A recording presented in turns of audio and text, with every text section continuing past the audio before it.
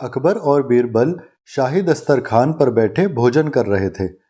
भोजन के पहले और बाद में बीरबल हमेशा प्रभु का धन्यवाद करते थे।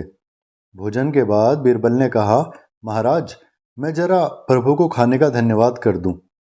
बीरबल से मजे लेने के लिए अकबर ने यूं ही बीरबल से पूछ लिया, बीरबल, भला वो कहावत कौन सी है कि 900 चूहे खाकर बिल्ली कहाँ चली? बीरबल समझ गए कि बादशाह का तंज किधर है। बीरबल ने कहा, महाराज, 900 चूहे खाकर बिल्ली धीरे धीरे चली।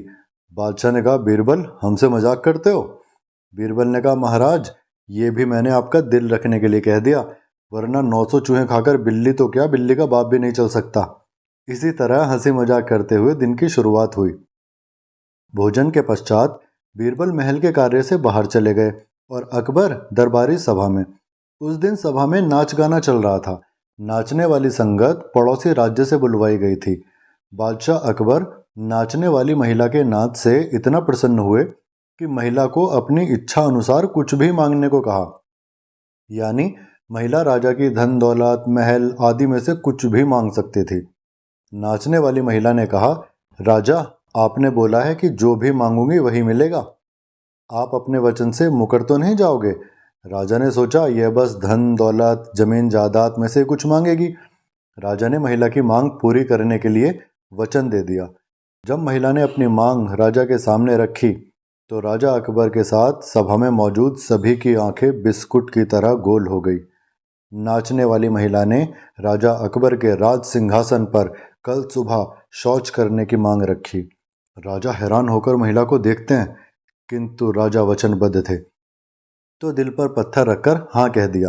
राजा पूरी रात नहीं सो पाए। राजा ने आधी रात में ही बीरबल को बुलाने का आदेश दिया। बीरबल वहां पहुंचते हैं। राजा को हैरान देखकर उनकी समस्या पूछते हैं। राजा ने बीरबल को सारी बात बताई।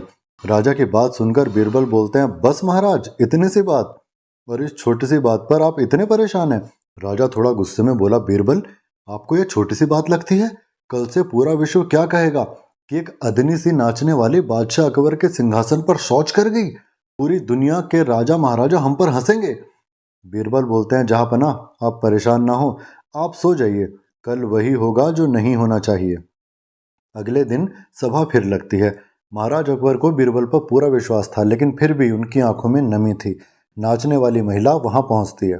वह सिंहासन की ओर बढ़ ही रही थी कि बीरबल उसे रोकते हैं और धीरे से कहते हैं कि राजा से आपने केवल राज सिंहासन पर शौच करने का वचन लिया है, किंतु अगर शौच करते वक्त आपके पेशाब का एक भी कतरा राज सिंहासन पर गिरा तो यह वचन के विरुद्ध होगा और राजा अकबर आपको कोल्हू में पिलवा देंगे।